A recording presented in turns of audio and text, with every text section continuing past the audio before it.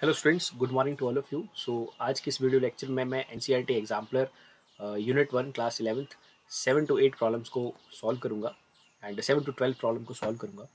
And start करते हैं 7 problem से, क्वेश्चन 7 से। यहाँ पर दो क्वांटिटीज़ को मेजर किया गया है। ए को 2.5 प्लस माइनस 0.5 एंड बी को 0.10 प्लस माइनस 0.01। आपको यहाँ पर पूछा जा रहा है what is the value of A B there. A B का क्या वैल्यू होगा। तो पहले हम ए बी की वैल्यू को कैलकुलेट कर लेंगे एंड इट इज़ लाइक 2.5 से हम मल्टीप्लाई करेंगे 0.10 को। तो इसमें दो सिग्निफिकेंट फिगर्स हैं, इसमें भी दो ही हैं, तो हमारे आंसर में भी दो ही सिग्निफिकेंट फिगर्स होने चाहिए। इसको मल्टीप्लाई करने के बाद हमारा आंसर आएगा 0.25। सो इस आंसर में भी दो ही सिग्निफिकेंट फिगर्स है। सो ए बी का वैल्यू हमने बहुत आसानी से जस्ट सिंपल मल्टीप्लाई करके सॉल्व कर लिया है। बट हमें ये भी ध्यान में रखना है कि हमारे जो ए बी का वैल्यू आएगा उसमें कितने सिग्निफिकेंट फिगर्स होने चाहिए। तो उसमें दो ही होने चाहिए बिकॉज दोनों के पास दो ही सिग्निफिकेंट फिगर्स है, सो सेम है, तो इसलिए आंसर में भी मिनिमम 2 सिग्निफिकेंट फिगर्स होने चाहिए। तो हमने रिपोर्ट कर दिया 0.25। और बहुत सारी ऑप्शन में 0.25 है, तो इट मीन्स दैट हमें आगे एब्सोल्यूट एरर को कैलकुलेट करने के लिए भी जाना पड़ेगा। So let us suppose that this A B is equal to x. हमें ए बी में जो ए बी हमने लिखा है इसमें हमें एब्सोल्यूट एरर निकालना है। जब हम रिजल्ट रिपोर्ट करेंगे we will report this like 0.25 plus minus absolute error in A B. तो हमें फाइंड आउट करना है। तो हम ऐसे फाइंड आउट करते हैं। एक्स को हम लिख सकते हैं delta x by x and it is equal to plus minus delta A by A and plus delta B upon B plus minus delta x. So basically हमें फाइंड आउट करना है यहाँ पर प्लस माइनस डेल्टा एक्स को, plus minus delta x को। तो ये plus minus delta x कैसे निकलेगा, एक्स जाएगा क्रॉस मल्टीप्लाई होकर स्टूडेंट्स उधर and delta A by A plus delta B by B. So here we just put the values जो हमें पता है उनको हम सब्स्टिट्यूट करेंगे और जस्ट एक सिंपल मल्टीप्लिकेशन करके अपना आंसर फाइंड आउट कर लेंगे। तो यहाँ पर हम डेल्टा एक्स की वैल्यू पुट करेंगे 0.25। वैल्यू ही यही हमारे पास यही आई है। और डेल्टा ए की वैल्यू आप क्वेश्चन में देखिए, डेल्टा ए की वैल्यू है 0.5। तो इसे लिखा जाएगा यहाँ पर 0.5 एंड ए की वैल्यू है आपके पास 2.5 एंड बी की वैल्यू है आपके पास 0.01 डेल्टा बी की वैल्यू एंड बी की वैल्यू है आपके पास 0.10। तो स्टूडेंट्स जब आप इसको सॉल्व करेंगे, पूरा मल्टीप्लाई ऐड करेंगे, तो आपके पास जो प्लस माइनस डेल्टा एक्स का आंसर आएगा, आई होप ये काम आप कर लेंगे। सो डेल्टा एक्स का जो आंसर आएगा आपके पास वो कुछ इस तरह से आएगा 0.075 प्लस माइनस। अब हमें बहुत समझदारी से अपने आंसर को रिपोर्ट करना है। हमें अपना आंसर लिखना है जो मैंने ऊपर लिखा है 0.25 प्लस माइनस। यहाँ मुझे एब्सोल्यूट एरर को रिपोर्ट करना है बेसिकली। तो 0.25 तो ठीक है, प्लस माइनस। अभी आप देखिए कि आपका जो ए बी है उसमें है दो सिग्निफिकेंट फिगर्स और साथ में जो ए बी का वैल्यू है वो डेसिमल के दो प्लेसेस तक आगे तक चल रहा है, प्लस माइनस। यहाँ हमारे पास जो एब्सोल्यूट एरर का वैल्यू है वो आ रहा है 0.075। हम अपने आंसर में ऐसे लिखते हैं 0.25 plus minus absolute error.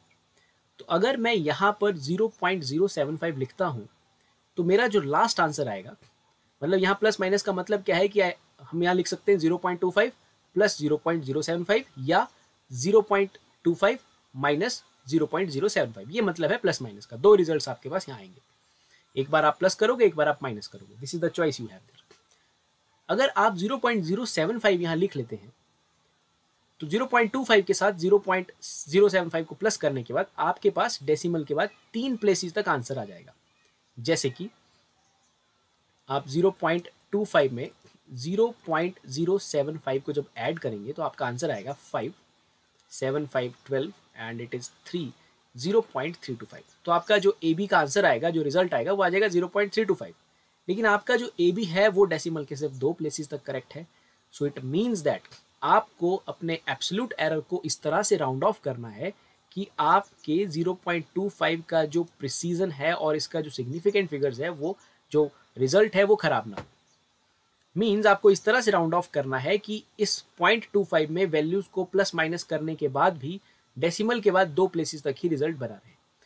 So students हम यहाँ पर 0.075 को यहाँ 5 को राउंड ऑफ कर देंगे, इसको भी डेसिमल के 2 ही प्लेसेस तक छोड़ेंगे। सो 5 को राउंड ऑफ करने पे हमारा आंसर आएगा 0.08, बिकॉज 5 को राउंड ऑफ कर रहे हैं, पीछे वाला ऑड नंबर है, सो यहाँ आंसर आएगा 0.08। Now this is the correct result here. So your result is written as 0.25 plus minus 0.08। अब अगर आप 0.08 को भी इसमें प्लस करें या माइनस करें, आपका जो रिजल्ट है वो डेसिमल के 2 प्लेसेस तक बना रहेगा। तो आपका ये होगा करेक्ट रिजल्ट। तो हम ऑप्शन में जाएंगे तो ये जो हमें दिख रही है फर्स्ट ऑप्शन क्वेश्चन नंबर 7 का आंसर बन जाएगी। So this is the answer for the question number 7। Okay students, so अब चलते हैं हम क्वेश्चन नंबर 8 की तरफ। सो क्वेश्चन नंबर 8 और 7 ऑलमोस्ट सिमिलर क्वेश्चंस है। यहाँ पर ए की वैल्यू दी है 1.0 मीटर प्लस माइनस 0.2 और बी का दिया है 2.0 प्लस माइनस 0.2। तो हमें फाइंड आउट करना है पहले तो रूट ए बी को, और इसको करेक्ट वैल्यू इसकी रिपोर्ट करनी है। सो रूट ए बी जब हम निकालेंगे, हम ए की वैल्यू लेंगे 1.0 एंड बी की वैल्यू हमारे पास दी है 2.0। तो यहाँ पर 2 सिग्निफिकेंट फिगर्स हैं दोनों के ही पास। सो रिजल्ट में भी 2 ही सिग्निफिकेंट फिगर्स हमें रिपोर्ट करनी है। सो बेसिकली ये रूट 2 है। अगर मैग्नीट्यूड की बात की जाए तो रूट 2 का जो वैल्यू आता है वो आता है 1.414। तो हमें अपने आंसर को रिपोर्ट करना है सिर्फ 2 सिग्निफिकेंट फिगर्स तक, तो हम यहाँ से 1 को राउंड ऑफ कर देंगे। तो 1 5 से छोटा है तो कोई फर्क नहीं पड़ेगा, हमारा रूट ए बी का आंसर आ जाएगा 1.4। सो ए बी का जो आंसर है हमारे पास 1.4 आ रहा है। तो यहाँ पर 3 ऑप्शंस में 1.4 है, इट मीन्स दैट हमें एब्सोल्यूट एरर भी निकालना ही पड़ेगा। So we suppose that x equal to root a b and x equal to root a b. So यहाँ से हम एब्सोल्यूट एरर फाइंड आउट करेंगे। It can be written as delta x by x plus minus equal to plus minus delta a upon a plus delta B upon b. लेकिन यहाँ पर ए B की कुछ power भी है, दिस इज हाफ, सो हमें power से मल्टीप्लिकेशन भी यहाँ पर करना पड़ेगा। और हमारा गोल है यहाँ पर एरर निकालने का, जैसा कि पिछले क्वेश्चन में हमने फाइंड आउट किया है। So it is just plus minus delta x, और एक्स जाएगा स्टूडेंट वहाँ पर, तो एक्स की वैल्यू हमने ऊपर फाइंड आउट की थी 1.414।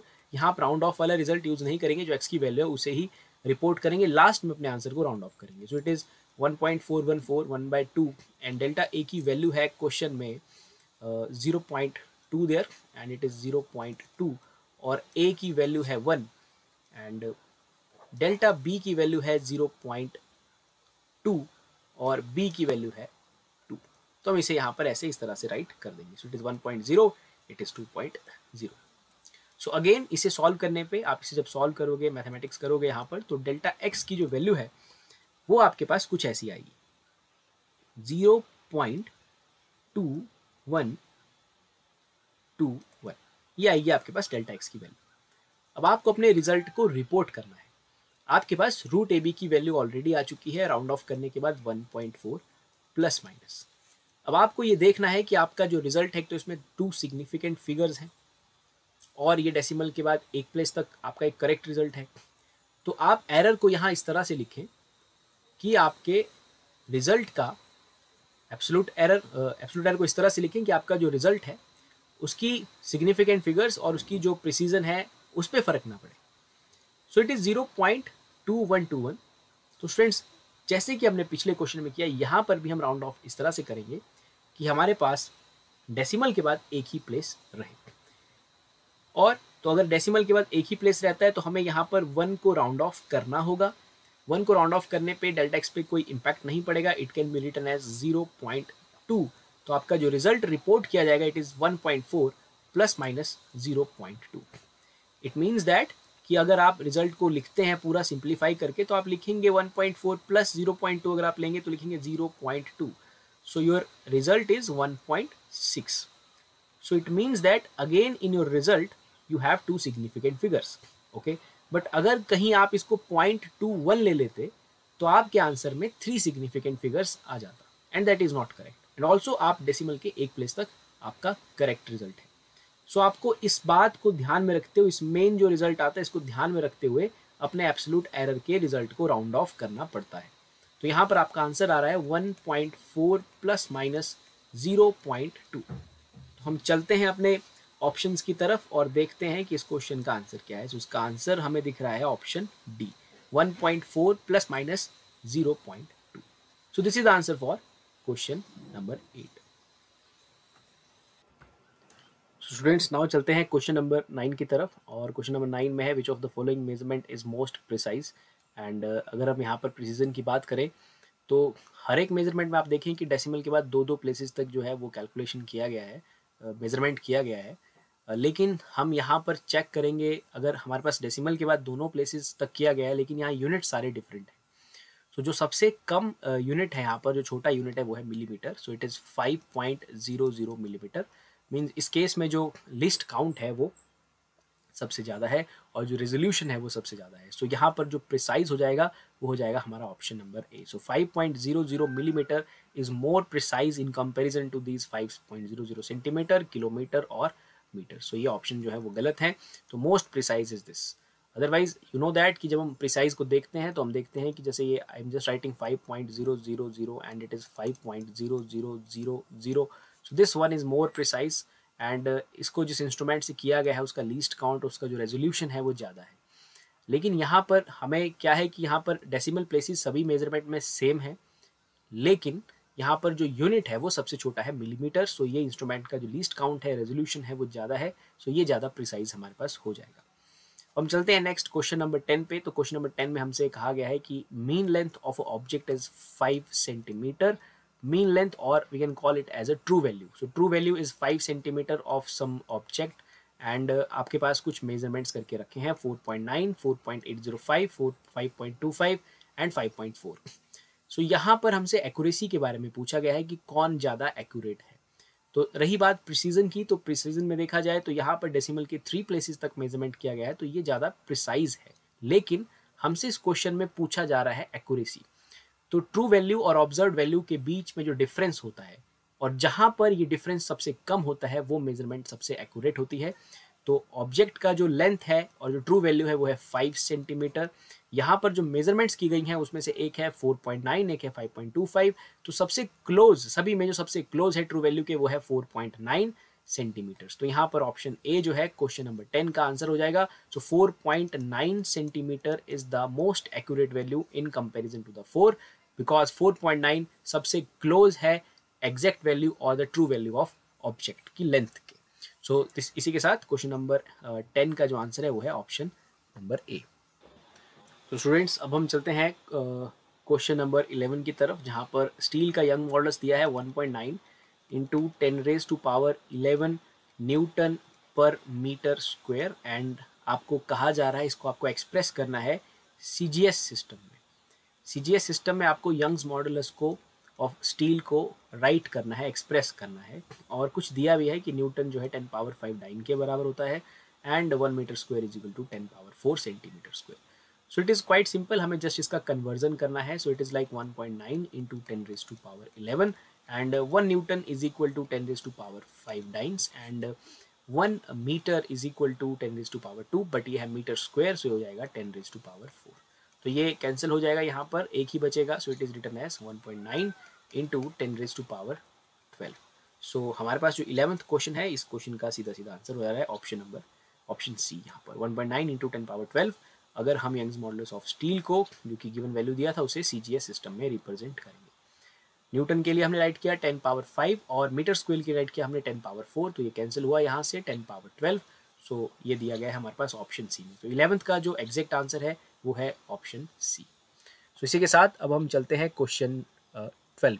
सो स्टूडेंट्स क्वेश्चन 12 में कहा गया है कि अगर momentum capital P, area capital A and T are the fundamental units, then what is the dimension formula of energy. तो बेसिकली ये यहाँ पर मोमेंटम, एरिया और टाइम को फंडामेंटल यूनिट्स ले रहे हैं।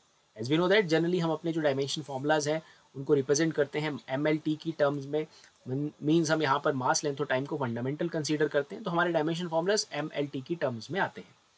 लेकिन अब हम फंडामेंटल कंसीडर कर रहे हैं मोमेंटम को, एरिया को और टाइम को, और पूछ रहे हैं कि एनर्जी का क्या डायमेंशन फॉर्मूला यहाँ पर होगा।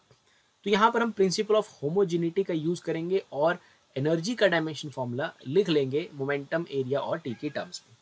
सो हमसे एनर्जी के बारे में पूछा जा रहा है, एनर्जी का क्या फॉर्मूला हो। सो यहाँ पर एनर्जी दिया जा रहा है, एनर्जी को आपको राइट करना है। It is like proportional to P momentum, area A and time T। Okay, मैं ऐसे लिख लेता हूँ। एनर्जी को मैं U से रिप्रेजेंट करता हूँ। So there is some constant, but as we know that ये जो डायमेंशन एनालिसिस है ये कांस्टेंट के बारे में नहीं बताता है। सो एनर्जी का जो रिलेशन हमें लिखना है वो मोमेंटम, एरिया और टाइम की टर्म्स में लिखना है, बट हमें यहाँ पर ये भी फाइंड आउट करना होगा कि what are the dimensions for P, A and T. तो वह हम इन्हें एक्स, वाई और जेड डिनोट कर देते हैं, और यहाँ पर हम यूटिलाइज करेंगे प्रिंसिपल ऑफ होमोजिनिटी। सो मैंने राइट किया energy is equal to momentum raise to power x and your area raise to power y and time raise to power z. हमने यहाँ पर मोमेंटम, एरिया और टाइम को फंडामेंटल यूनिट्स कंसीडर किया है। Students, energy का जो डायमेंशन फॉर्मूला होता है वो होता है ml2t माइनस 2। हम लेफ्ट हैंड साइड में इसे लिखेंगे, एंड राइट हैंड साइड में मोमेंटम का जो फॉर्मूला होता है वो होता है mlt minus 1 mass into velocity raise to power x, and area का फॉर्मूला है l square raise to power y, and time का फॉर्मूला है t raise to power z। हमें बेसिकली यहाँ पर प्रिंसिपल ऑफ होमोजिनिटी का यूज करते हुए x, y और z की वैल्यूज फाइंड आउट करनी है। तो यहाँ हम देखेंगे m की क्या क्या पावर्स हैं। तो स्टूडेंट्स, m की सिर्फ एक ही पावर है x, एंड उस तरफ जो m की पावर है वो है 1। सो यहाँ से हमें x का वैल्यू जो है वो 1 मिल जाता है। स्ट्रेट अवे हमें x का वैल्यू जो है वो 1 मिल जाता है। फिर हम चलते हैं नेक्स्ट, l की पावर्स देखते हैं। यहाँ l की पावर्स हैं x और l की पावर है 2y। सो यहाँ हमें देखने को मिलता है l की जो पावर्स हैं बेस सेम हो तो powers can be added. So l की पावर x है, l की पावर 2y है, so it can be written as x plus 2y, और लेफ्ट हैंड साइड में जो l की पावर है वो 2 है। तो यहाँ से हमें मिला x plus 2y equal to 2।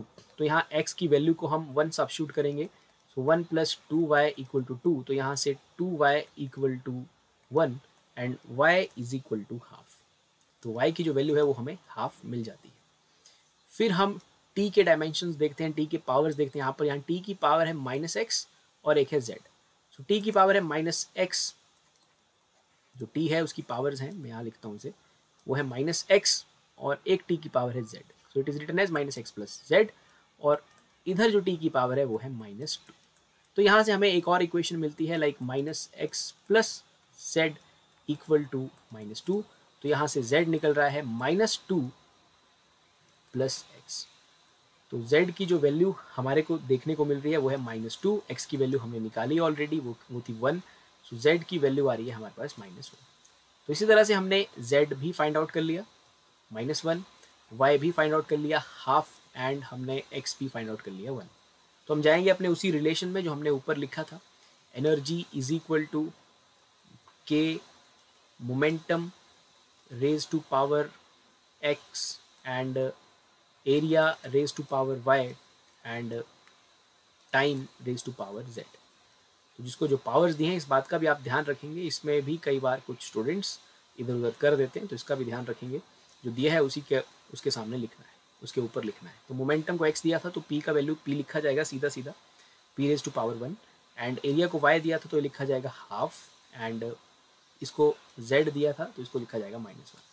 So p1 a half t minus 1। तो ये हमारे को एनर्जी का डायमेंशन फॉर्मूला मिल रहा है जब हम मोमेंटम, एरिया और टाइम को फंडामेंटल यूनिट्स कंसीडर कर रहे हैं। सो ये हम ऑप्शन चेक करते हैं यहाँ पर। सो हमारे को p का वैल्यू 1 मिला था, a का वैल्यू हाफ मिला था, एंड t का वैल्यू माइनस 1 मिला था। तो ये हमारा ऑप्शन डी जो है यहाँ पर एक करेक्ट आंसर है। सो this is answer for question 12। So I hope आपको ये सारे क्वेश्चंस समझ आए होंगे कि इन्हें आप इन्हें कैसे सॉल्व करना है। With that, thank you very much.